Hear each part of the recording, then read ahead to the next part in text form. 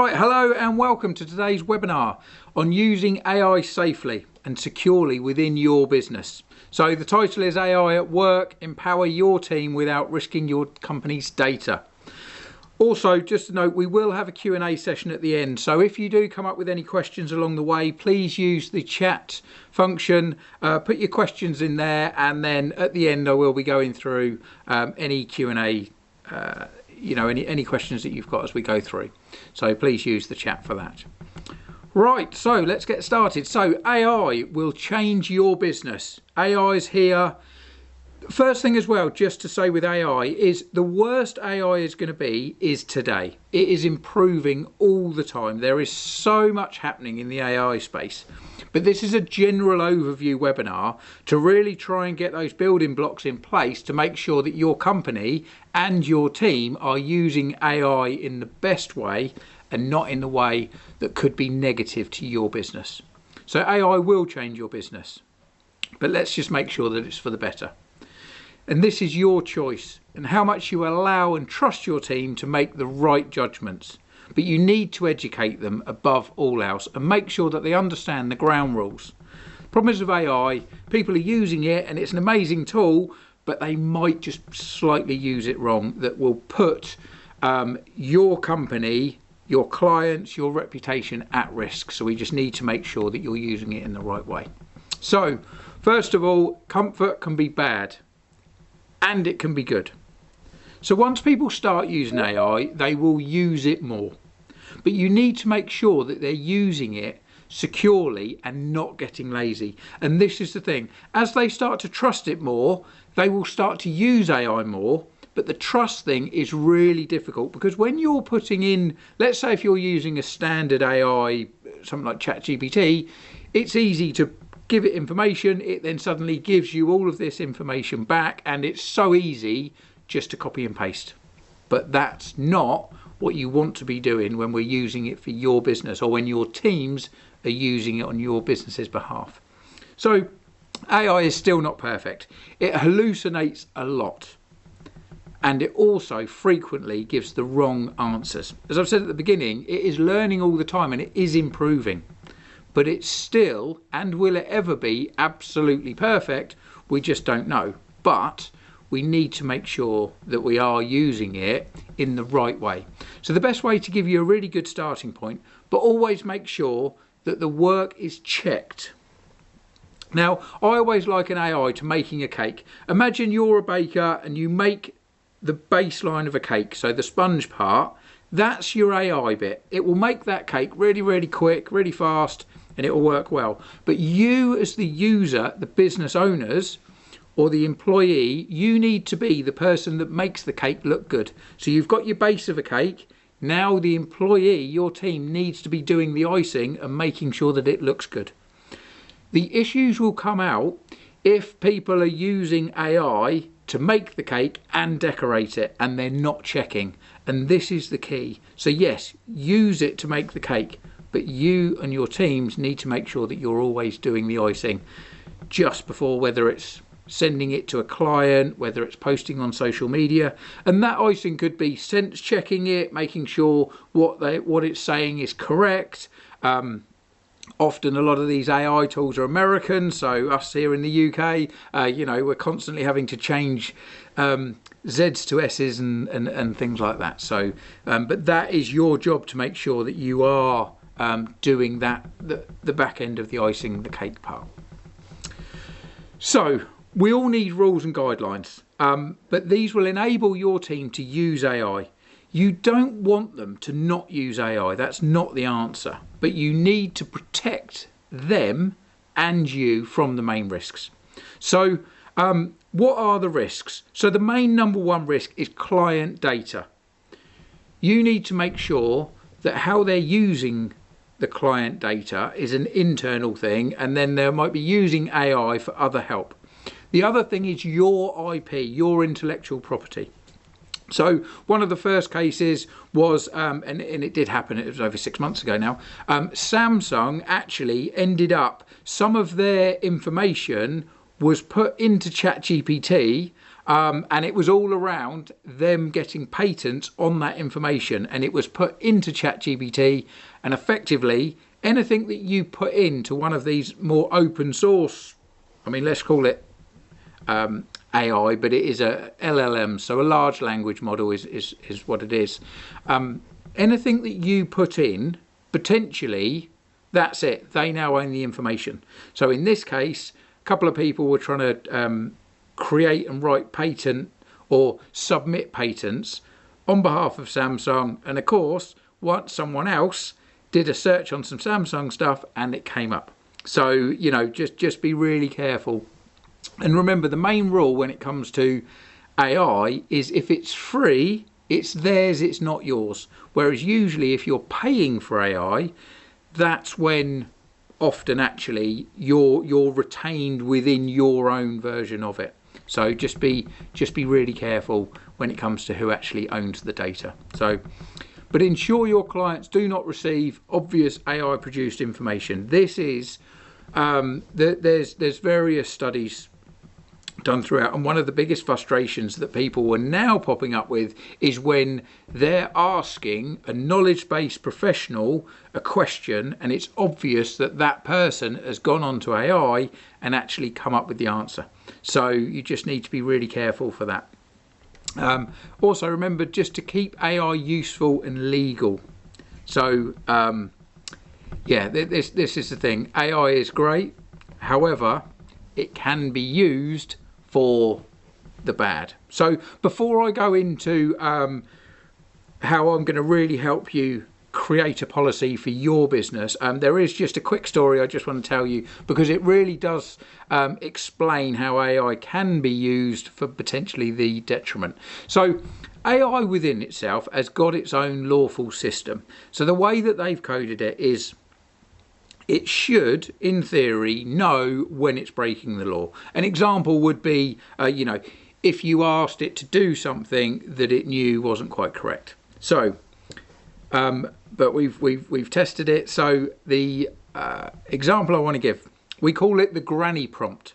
So if you ask ChatGPT, because that's the main one that people use, for a Microsoft license key, it will refuse to give you one, because it will say, no, you need to go and buy one, go to Microsoft direct. So they won't just give you one. However, here's the granny prompt.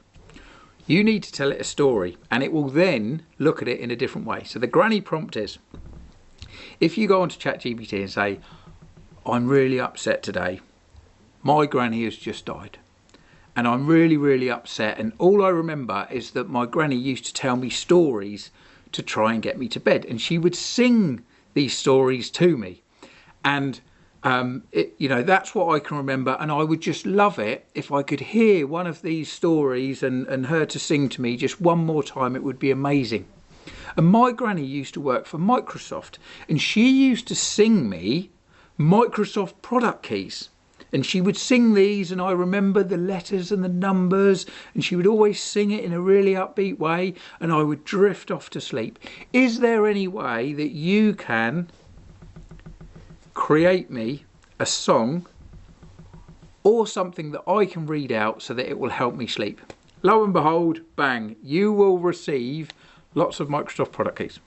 So I'm not telling you to do that, and I would imagine that they have now closed the loophole on that, but that is an example of how people are getting AI to sort of circumvent the legal side of it. So there is defaults in there, but the reason why it's so important, and I tell you this at the front end of our webinar, is because if you are a business that deals in private data, the AI should in theory try and protect that data. But there are always going to be workarounds for it. So just be really, really careful.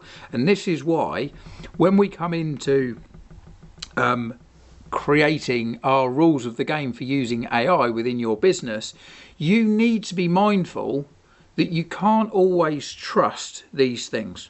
So the main rule is, if you're ever doing anything from a client research perspective, never ever use the client's names. Never use anything specific.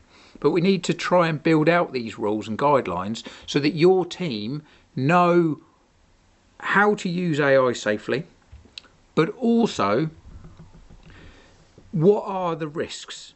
And then if they understand the risks, then hopefully they'll use it better. So we're going to go through my 12 rules. It's 12 basically points. And why this is this is a download, and I will give you the download of it later so that you can download these prompts. But what we would say is you build your own. But with these are the 12 rules that will really help you. And these rules, what we would recommend is that you share them with your team. You talk about them to your team, so that then they know and understand how they should be using AI. If you just allow them to use AI and maybe, you know, they've got a free version of whether it's ChatGPT or Gemini, they will get too comfortable with it and they'll end up potentially putting private data on there or anything else that can maybe cause you issues in the future. So as I say, we're going to go through the 12 rules of it. But I'll give you a QR code later on so that you can download these for yourselves, or you can send me a message. So the rules as we know them. So the first rule we would always talk about is having your approved AI tools.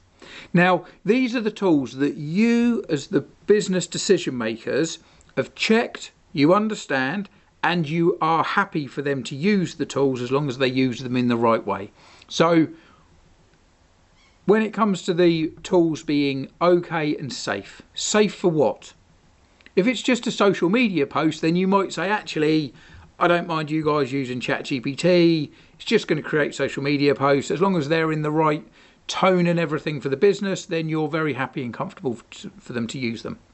Whereas if it's potentially creating a contract for a client, then you might not want them to use ChatGPT or only in a certain way. So again, it's also whether it's internal tools within your software or whether it's the wider market. So ChatGPT is a standalone tool you log into and use it.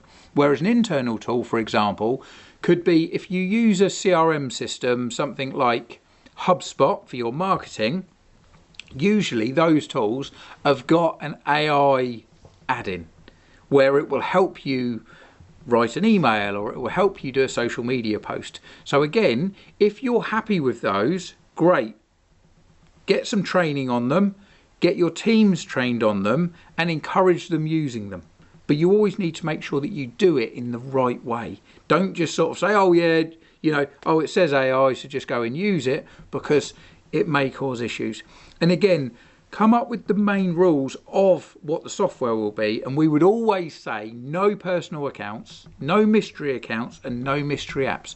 Mystery being ones that aren't confirmed by you as the business to use.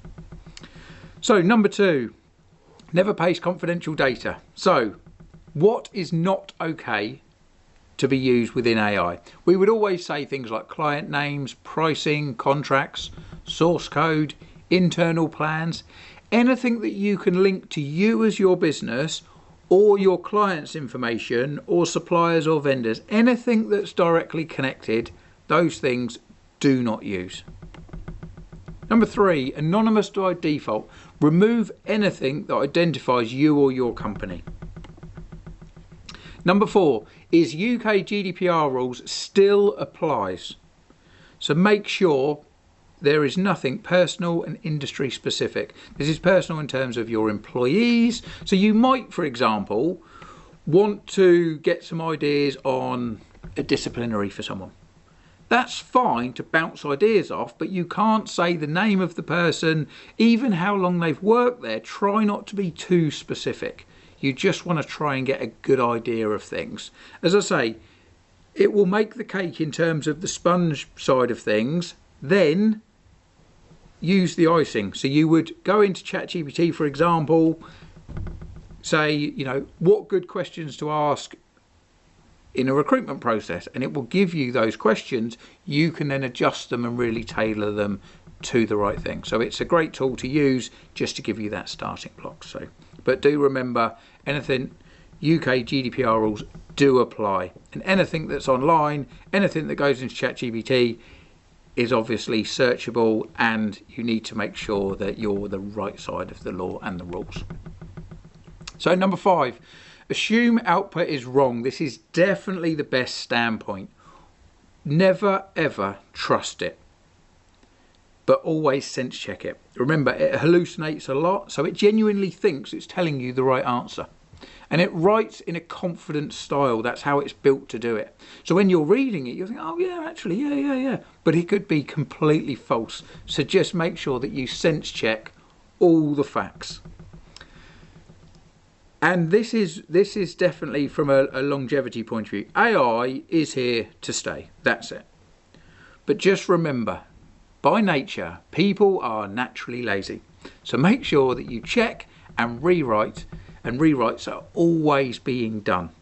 Don't allow people just to create something in AI and send it. You need to make sure that the process is, you might just be sense checking and rewriting what AI gives you, but don't just allow them to, set up an automation whereby it will do its thing and then send it straight out. Always make sure that there is that level of sanity checking. Okay, number 6, full disclosure. So this is quite an unusual one because it's actually only just starting to come through. But what we would say is, if AI is used for something specific, you can actually write at the footer of it, and this is the wording that's becoming most popular, is AI assisted, human reviewed. So depending on what industry you're in, we would usually say that if you are using AI, then it's fine to state that you are using AI. So yeah, AI assisted, human reviewed is the kind of the tag that seems to be sort of coming out at the moment. And make sure that you've got this in your T's and C's. So if you've got full trading terms and conditions, you want to have a point in there around AI. So just to cover, but again, that we're now going into a legal term, and that's not where I'm here to help. So I would just say, if you do have legal cover, you can always ask the questions about, what clauses and things should I have in my T's and C's. And also remember as well, in employment contracts, if you're happy for people to use AI, or maybe you're not happy for them to be using AI, you need to make sure that you're updating your employment contracts as well. As I say, this is still relatively new, so just make sure that you acknowledge for your wider audience is our main advice. Right, number 7, copyright and licensing. So you need to continue to respect copyright laws and licensing. So you can also check the sources of the information. So if you're using something like ChatGPT 5, if you have it in thinking mode, it will start to show you the resources where it's getting it from. So you just need to make sure that you're adhering to the right copyrights, and you don't want to sort of fall foul of that, because if anything now, with the use of AI, a lot of let's say music companies, record labels, they now are able to search at such a volume and width that they will be able to find out if you're using their copyrighted information. So just be really careful, because again, AI is also very fast and very good at doing those sorts of tasks. So you just need to make sure that you are still adhering to any copyrights and licenses. Right, security is still king or queen. Always ensure that your team are using high-level access and security. There will be lots of free AI tools. So ensure that you understand and keep a really high security. You don't just want people just to be downloading or using any random sort of AI tool. It's really about making sure whatever they use in business time and for business, that they don't just download and start using whatever they want. There needs to be a process, and that process starts with, they need to check with you as the business, what's this tool, what are the advantages of it, and then you need to, as I say, check it, get the background on it, and then allow them to start using it or disallow them, depending on what it is. So number 9, we then come up to keep prompt professional. So the thing is with AI, it will evolve And if you tell it to act in a certain way or write answers in a certain way, so we would always say that you need to make sure that the person is using AI in the correct business manner. And this is where making sure that business is kept separate to personal. Because if they start doing personal stuff on AI and they're using it in a different way, AI will remember and it will start answering in that specific way. So just make sure that the rules are that there's nothing offensive, no discriminatory or risky content that's used while they're using AI for business. So the latest version of the larger LLMs, they do have a memory and they will reference everything that you've used in the past. So just be really, really careful that if someone puts something into AI and then they forget about it, or they don't delete it, or they don't ask for it to be ring fenced, then it could come up in the future. So you just need to be really careful with that. But yeah, have your rules set down and just make sure that they do keep it professional. Right, number 10 is no automation without approval. So I have already touched on this, but it would be too easy to fully automate different AI agents. And when we talk about AI agents, this is really where the future of AI is. An AI agent effectively is like a stripped down version of the large language models like ChatGPT, but that are very good at doing their small task. So you might have an AI agent that just does emails, another AI agent that just does calendar invites, another AI. So there's all these specific AI agents. The thing is, they are getting better and better.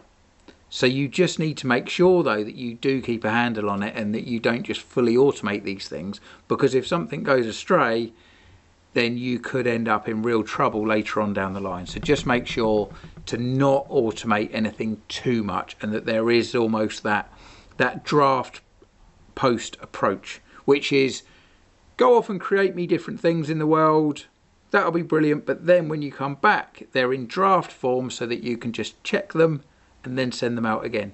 Don't allow anyone to basically replace some of the tasks that you're paying them to do, replace them fully with AI, and then later on down the line, you may find that there's an issue there. So it's not about abdicating what they're supposed to be doing. Your employees that you're paying to do these tasks, or you're doing the task and you're paying yourself to do, you need to make sure that the tasks are still being done to that high standard and that it's not just AI that suddenly replaces you doing the task. So number 11, document everything. So when you use different tools and are producing different information, make sure that your teams are documenting and saving prompts. Now, we've seen some of the bigger AI companies are some of the top execs are actually breaking away from AI, and they're now creating, there is a business sector that is creating, that's the prompts for AI. So the way AI works is you'll use up, for want of a better word, tokens or processing power. So if you put in a prompt that's very basic, then you'll be doing lots of different processing power to use up on a basic prompt. So what's actually happening now is that the prompts have got their own value to them. So if your staff are creating prompts to do different tasks, to research different things, what you want to do is create that as a space where they can then save those really good prompts. Because again, it's junk in, junk out is the term. So if the person's creating those prompts, you want some kind of internal documentation to show, here's these prompts, these are good ones, save them, and then it will just save the wider team a lot of time. So yeah, but make sure you document everything. And then as AI evolves, as your business evolves, you can evolve the prompts. But this will also make auditing a lot easier. So if you are a business that's audited, or maybe it's just for an internal audit, then documenting everything, making sure that you can see the prompts, because you'll have different levels of skill within your business of who's very good at doing the prompts and who isn't. So make sure that you create this kind of this hive where people can share it. It will massively save you time and improve the quality in the future. So we would definitely recommend that. So, and then the final rule that we would make sure that you document somewhere is reporting incidents. So there will be faux pas made. People will send out something that's slightly wrong, or different posts and things like that. So what you need to make sure is that anything that happens within AI, people using AI and they get things wrong or anything like that, that they are reporting them to the right people. You need to just make sure that AI has lots of rules around it for your team and that you want them to get the most out of it. But if anything happens and there are mishaps, then this is where it's having that clear guidelines on, look, if these things happen, you need to report the incidents. Don't just effectively, sort of try and brush over it and pretend it never happened. But also have that feedback loop. So if there's reporting incidents, then there's how do you do the feedback to the wider team? And you should be building in speaking around and using AI to the whole team. So whether you have weekly meetings, whether you have daily huddles, whether you have monthly meetings, really bring in the use of AI, but it's using it in the right way, not just, oh, I've heard of an AI tool, go and use it. So yeah, we really think that you should be using AI in the right way.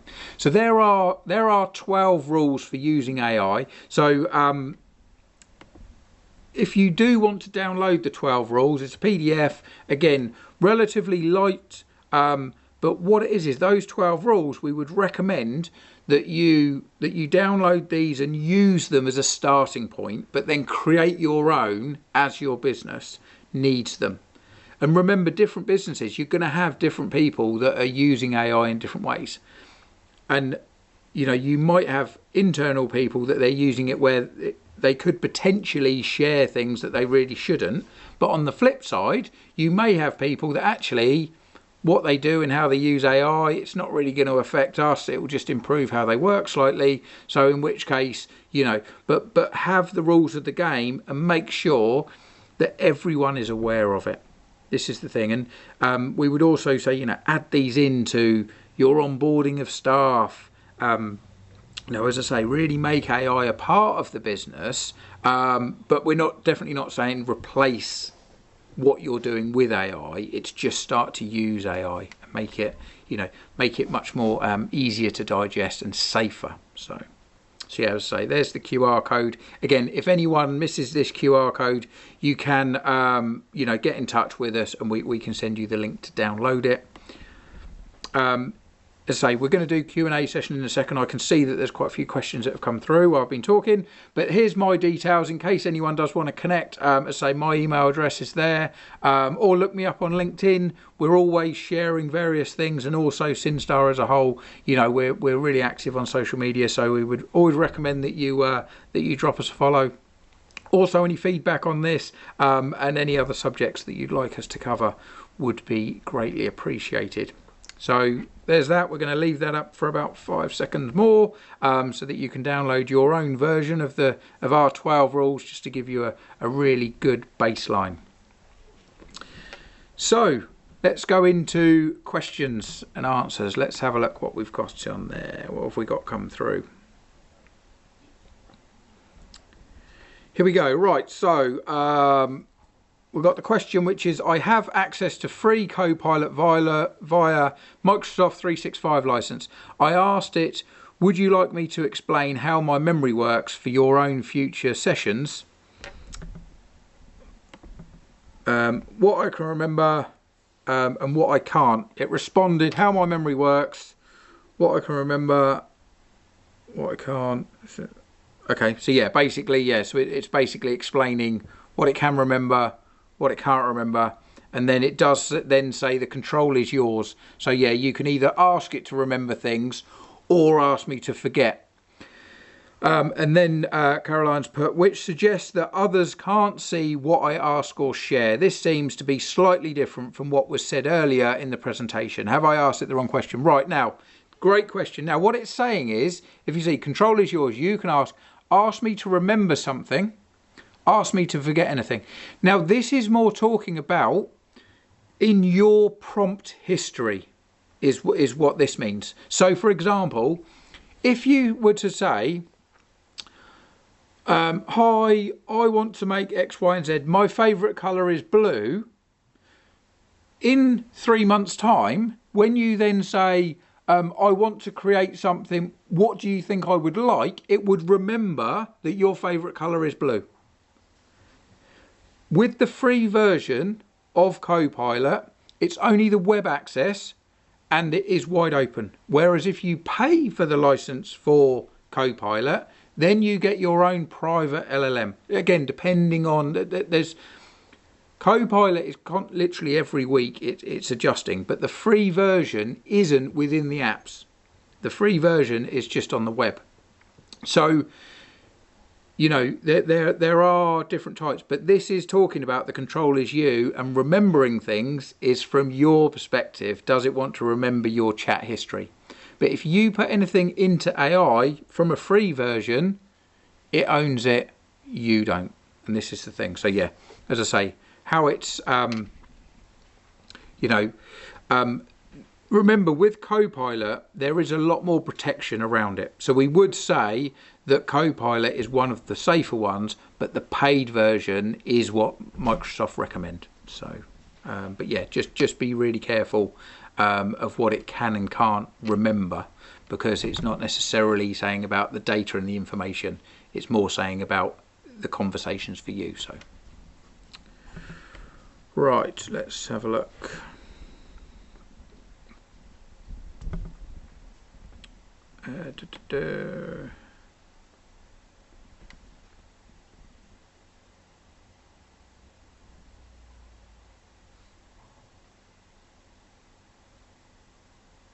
Right, question is how best to get everyone using it. Right, so how do you get everyone within your business using it? Main thing is to start talking about it, to really explain it, add it to different areas and shares. So, you know, for example, having the different tools, potentially, you know, sharing webinars like this with them so that they can really understand it, understand the technology. But it's a difficult one to say without exactly knowing your business, because you might have lots of remote workers, you might have lots of workers that are on site as opposed to within your office. But the main thing is potentially you could look at it from the opposite way, which is, you know, a top 5 or top 10 ways on using AI to help with a standard role. So for example, you know, if it's social media posts or if it's emails, or, you know, there's lots of different ways on there. But again, with these sorts of tools, if you go with a specific email tool whereby it will create draft responses for you, that generally would be a safe closed cap AI tool, which means it is safe, the data's yours, it's not going to spread it anywhere else. So, you know, but again, you as the business decision makers need to be checking what those tools are. But yeah, definitely, if people are particularly, let's say, less tech savvy, then I would say, you know, you as the business people can go out and look at what the best tools are going to be. So.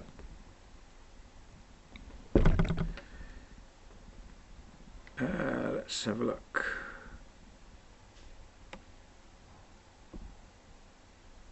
Right.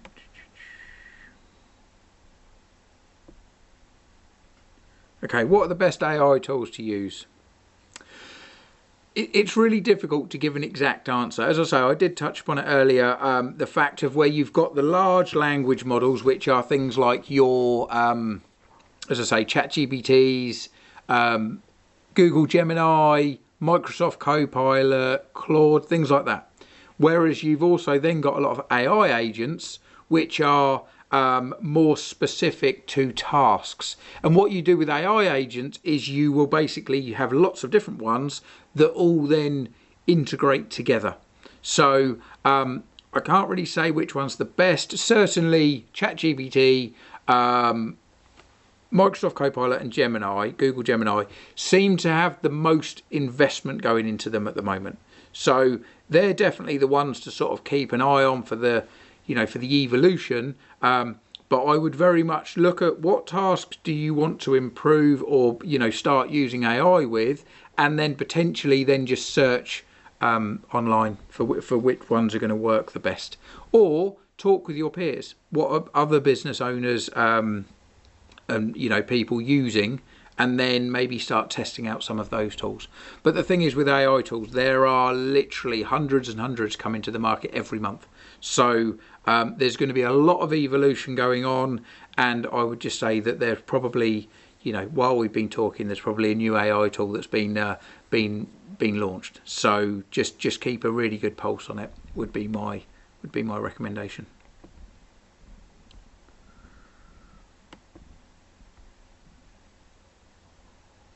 Right, I think that is all of the questions. So thank you very much for your time. As I say, do drop me a message if you've got any questions, anything that you're unsure of. Do reach out, and thank you very much for your time. Thanks for watching, and please share this webinar if you found it useful.